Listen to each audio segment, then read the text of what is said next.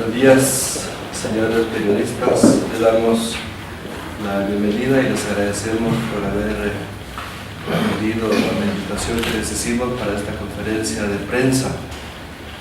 Las emisoras del Grupo Radial ECA transmiten en directo para todo el país por medio de las radios católicas de las distintas diócesis y parroquias. La dinámica es la misma como en otras ocasiones. El presidente de la conferencia episcopal, Monseñor Rosaldo de Villa, va a dar lectura a nuestro comunicado y luego el espacio para que ustedes puedan presentar sus preguntas. Muy bien, muy buenos días. Comienzo la lectura. Mensaje de la Conferencia Episcopal de Guatemala, titulado ¿Dónde está tu hermano? Los obispos guatemaltecos congregados en nuestra segunda reunión plenaria queremos compartir la verdad y esperanza del Evangelio con toda la sociedad guatemalteca y especialmente con los fieles católicos. Por ello manifestamos: 1. Nuestra profunda pena y cercanía a las víctimas y a sus familias de la tragedia ocurrida en el Hogar Seguro Virgen de la Asunción, tal y como este domingo pasado lo hiciera desde Roma el Papa Francisco. Se trata de un acontecimiento abominable que no debiera haberse dado y que tampoco puede permitirse nuevamente. La muerte trágica y los graves daños sufridos por tantas jóvenes que deberían encontrar en dicho centro la seguridad, el respeto, la asistencia y orientación que no tenían en sus familias y ni en la sociedad, nos hacen señalar que no se ha tratado de un simple accidente, sino del trágico final de una situación ante la que demandamos, como toda la sociedad guatemalteca, las investigaciones pertinentes, la justa penalización de los responsables y la urgente elaboración de medidas preventivas de hechos como el acaecido precisamente en la fecha del 8 de marzo, socialmente reconocido como Día de la Mujer. La juventud es el tesoro de la Iglesia y de la sociedad, no solo el futuro, sino el presente de Guatemala.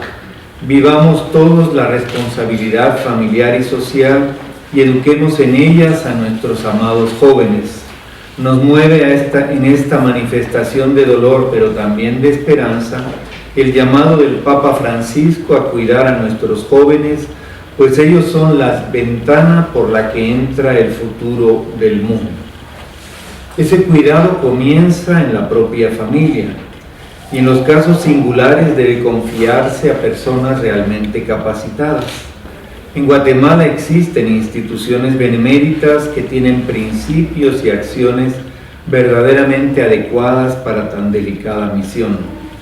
Manifestamos finalmente nuestro desacuerdo, como el de muchos guatemaltecos, a las propuestas de leyes de juventud que no tratan precisamente estos temas de seguridad, respeto y promoción humana de los jóvenes, sino quieren ser convertidas por algunos en vehículo de la ideología de género que en el mundo entero causa tantos males morales a los jóvenes y a sus familias.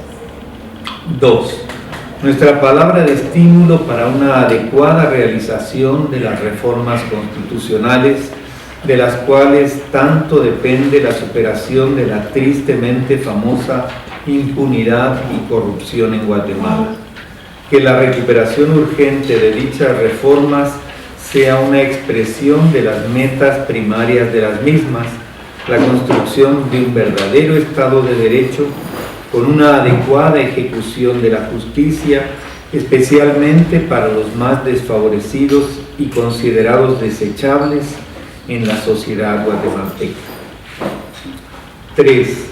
Nuestra gratitud al Papa Francisco por la buena noticia de la beatificación el próximo 23 de septiembre en Oklahoma, Estados Unidos, del venerable siervo de Dios, Padre Stanley Francis Rother, misionero norteamericano asesinado por odio a la fe el 28 de julio de 1981 en la parroquia de Santiago Atitlán, Sololá. Un sacerdote de Jesucristo y hombre de gran corazón, completamente entregado a su comunidad indígena, a la cual no quiso abandonar aun a sabiendas del peligro de su vida.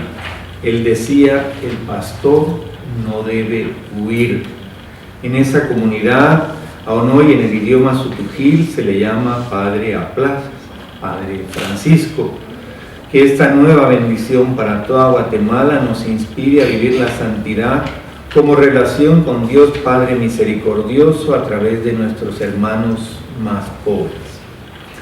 4.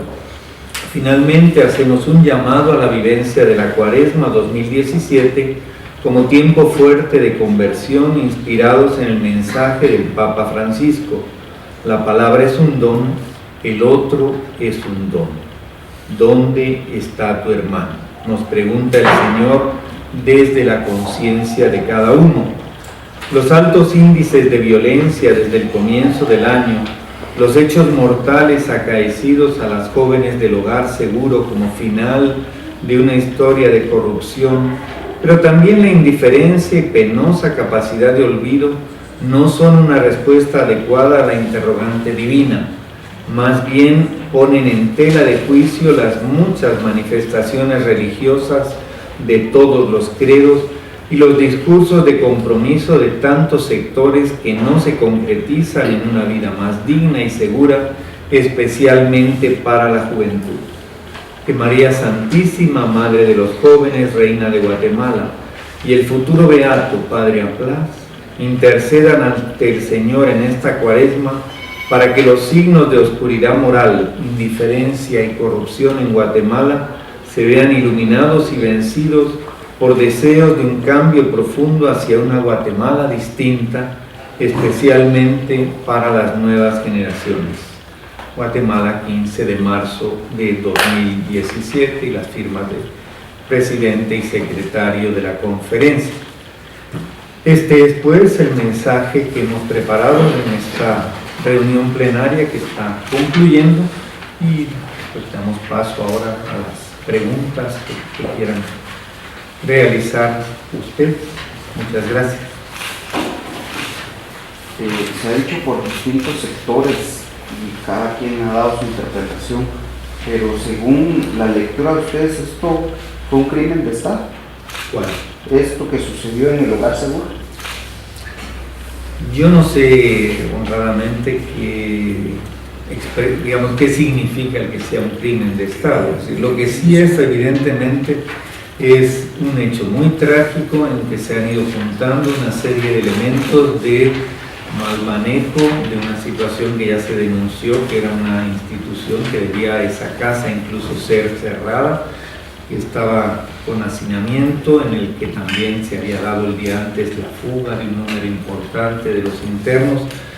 El hecho de que después estuvieran encerradas con llave, que la llave no se sabe todavía quién la tenía, dónde estaba, el que el incendio empezara, el que al final se quemaran 19 en el punto y otras 21 murieran después. Todo eso sin duda es una tragedia y es una responsabilidad sin duda del Estado y de una cadena de gente que debería haber previsto de diferentes modos el que esta situación no se diera. Y eso va pues desde elementos que tienen que ver con la Secretaría de Bienestar Social, elementos de la misma PNC, realidades en que el Congreso debió haber emitido una ley para tratar mejor este tema. Es una cadena en la que hay muchos responsables. Por favor, dicen su nombre y el medio que representan. Para realizar Radio Estrella, gracias por la invitación.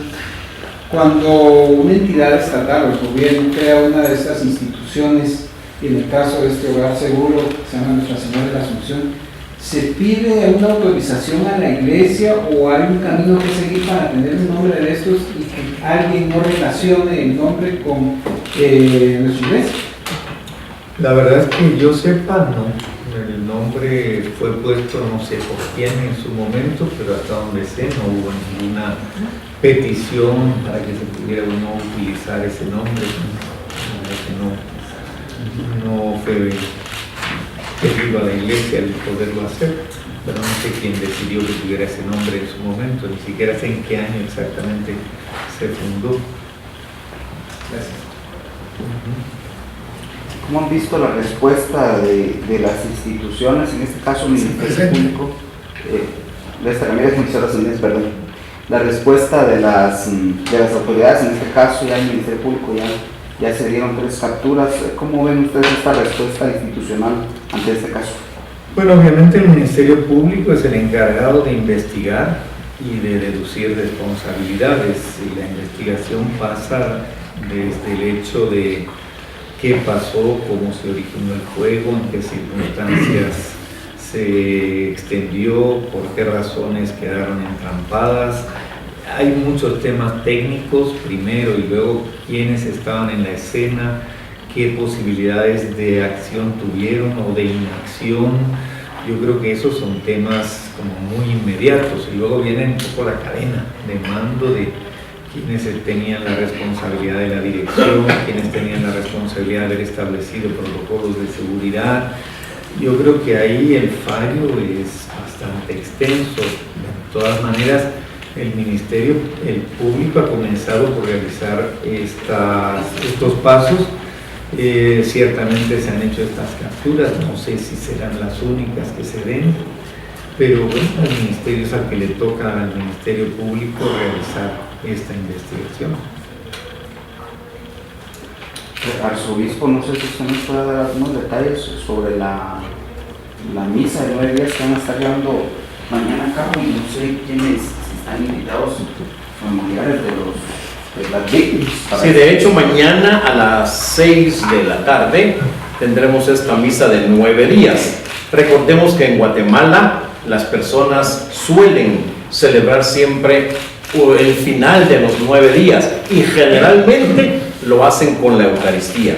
Por eso nosotros hemos tratado de hacerlo mañana en la catedral, invitando a todos los familiares de las que fueron quemadas, pero también de los que están en los hospitales todavía, de aquellos que han sufrido, y aún de todas aquellas personas que han estado muy cerca pidiendo esa justicia para los niños y para los jóvenes.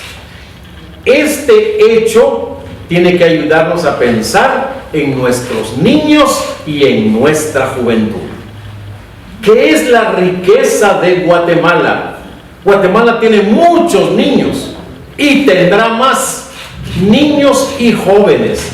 Esa riqueza la estamos perdiendo porque no les damos la suficiente educación, porque no velamos por ellos, porque los dejamos a la deriva.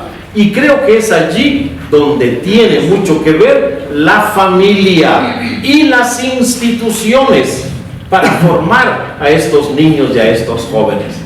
¿Cómo es que nuestros niños empiezan o ya vienen con la carencia de la desnutrición? Que están constantemente desnutridos, ellos y sus madres, y no le ponemos importancia o damos datos que no son realidad. Ya vamos adelante, dentro de 3 años ya no habrá desnutrición. ¡Mentira! Si seguimos así, habrá desnutrición. Ayudemos entonces a nuestros niños, a nuestros jóvenes, sobre todo a los jóvenes de las áreas rurales, campesinas, que es donde más lo necesitan. ¿Qué riqueza tiene Guatemala, repito, de niños y de juventud? Y está ahí el gran futuro que nosotros podremos tener. Pero ayudémoslos. Y esto no es solo el gobierno. El gobierno hace muy poco. ¿Qué podemos hacer nosotros, la sociedad civil? Y sobre todo las familias. La familia, que es la que está descuidando terriblemente la educación de sus hijos. Que este hecho tremendo nos ayude a pensar en esto. Yasmín Ávila, de Noticiete. Actualmente todavía hay más de 40 niños que continúan en el hogar San Gabriel bajo las mismas circunstancias y las mismas condiciones en las que se encontraban los otros menores. ¿Cuál es la opinión de ustedes respecto a que están siendo prácticamente vulnerado. Ya algunas organizaciones están denunciando que los niños están siendo amenazados. ¿Cuál es la opinión de ustedes y cuál sería en este caso alguna sugerencia a las autoridades de ver qué se puede hacer todavía por esos más de 40 niños que se encuentran ahí? Bueno, yo creo que el problema evidentemente es que la capacidad instalada del Estado y la capacidad del personal que tiene está desbordada en cuanto a las posibilidades de atender, y más por la crisis que esto ha significado. Yo creo que la realidad de esos 40 niños sí debería pensarse cuál es la mejor solución inmediata que pueda recibir, y a lo mejor no es precisamente en estos momentos en manos de una institución del Estado que está todavía en trapos de cucaracha. Es probable que haya que buscar una solución diferente, aunque sea de manera muy temporal. Y segundo, yo creo que sí, lamentablemente esta gran desgracia ojalá sirva por lo menos para que se revisen todos los protocolos de cómo se manejan estas entidades en las que el Estado asume la responsabilidad de brindarles supuestamente seguridad a niños que provienen de familias rotas o que vienen de situaciones de abandono y problemas muy graves. De las 40, una era de mi diócesis, de una aldea de San Andrés de Metabá, una muchacha que el papá se fue a Estados Unidos, la mamá se fue con otro hombre, los hijos quedaron tirados y esta pues fue a parar allí. Es decir, también hay situaciones que reflejan las crisis profundas de familias que están viviendo sus quiebres internos en las situaciones actuales. Señor, aprovechando que usted comenta que una de las 40 era su diócesis, ¿qué opinión le merecen las personas que principalmente en redes sociales incluso celebran las muertes de estas 40 víctimas y las tildan de delincuentes? Sí, yo creo que es muy trágico lo que ha pasado, es muy trágica la vida de cada una de ellas y el final que tenían. Nadie merece morir de la manera en que ellas murieron. Y las historias de cada una en sus vidas sin duda han acumulado dolores, frustraciones, separaciones familiares, han pasado cada una diferentes momentos que las condujeron a una situación que cualquier hija de una familia integrada y funcional nunca hubiera ido a parar allá.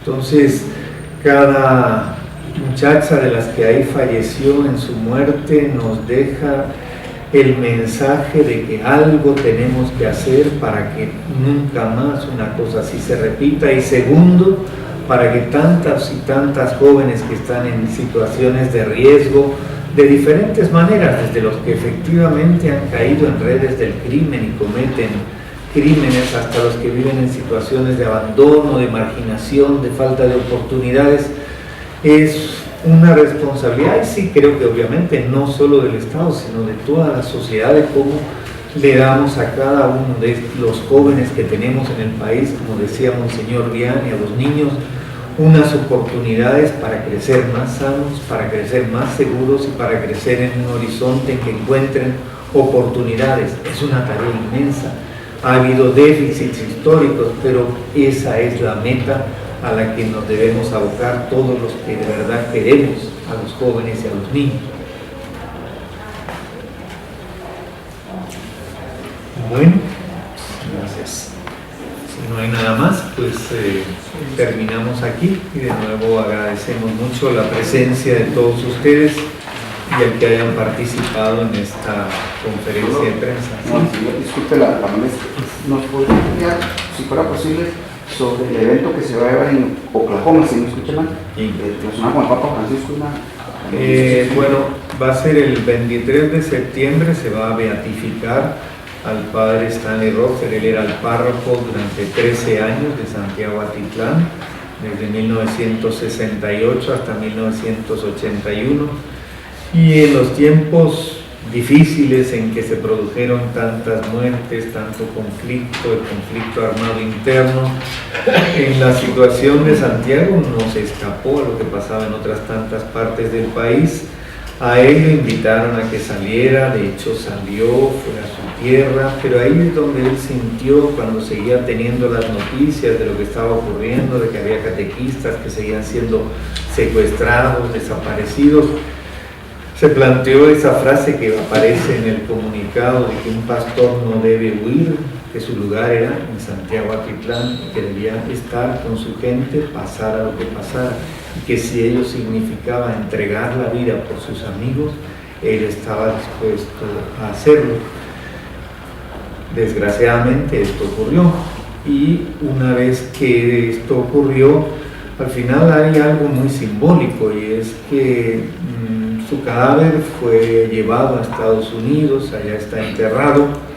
Sin embargo, la gente de Atitlán quería que no se lo llevaran, y bueno, al final, ¿qué ocurrió? El corazón físico, el que mira el cardiólogo, ese quedó en Santiago Atitlán, y después el proceso de presentar si esto fue una causa martirial, si él fue un mártir del Evangelio, eso se aprobó finalmente en diciembre del año pasado, y ahora en marzo nos acaba de llegar la noticia de cuándo será la beatificación, que será pues el primer beato que tenemos en Guatemala en el ámbito martirial, así que esperamos también que sea el primero de otros que puedan llegar más adelante, pero sí es un evento muy importante para toda la iglesia de Guatemala. Él era originario de Estados Unidos. Sí. Y le decían el padre Aplas, que era su nombre en Sutujil. Él aprendió la lengua Sutujil, celebraba misa en Sutujil. Era un hombre que se metió a fondo y de lleno en la cultura de la comunidad a la que sirvió como párroco y como sacerdote. Disculpemos, ¿en qué año fue asesinado? 81, 28 de julio. Y una copia del mensaje aquí para Para los que se la quieren llevar.